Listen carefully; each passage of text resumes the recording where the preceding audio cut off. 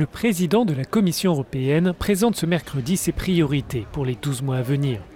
Le discours sur l'état de l'Union marque la rentrée politique des institutions. À Bruxelles, les citoyens insistent sur l'urgence de nombreux dossiers.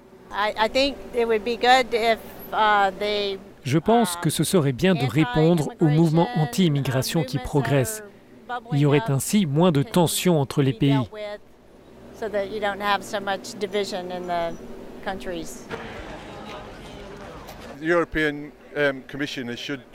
La Commission européenne doit trouver une solution pour une sortie en douceur du Royaume-Uni avec un accord sur les frontières. Il faut agir rapidement car cela dure depuis trop longtemps.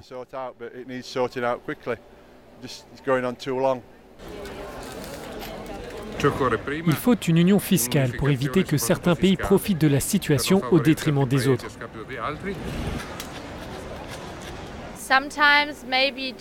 Parfois, peut-être, l'Allemagne doit souffrir un peu car il faut aider tout le monde. Je ne sais pas trop en fait. C'est une institution des voleurs et des menteurs, en première ligne. La protection des frontières extérieures et la réforme de la politique d'asile devraient former le cœur de l'intervention du président de la Commission. Jean-Claude Juncker devrait annoncer le déploiement d'ici 2 ans de 10 000 gardes-frontières. Il pourrait aussi évoquer des mesures pour favoriser le retour des migrants économiques. De son côté, l'extrême droite européenne est très critique. Juncker arrive avec ce qui lui reste dans son sac, des petits compromis. Mais il ne peut pas mener l'Europe de cette façon. La coopération européenne est quasi morte. Il n'a aucune crédibilité.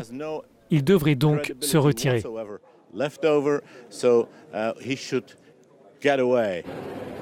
La Commission devra aussi rassurer les responsables politiques sur les risques d'interférence étrangère lors des élections européennes de l'année prochaine.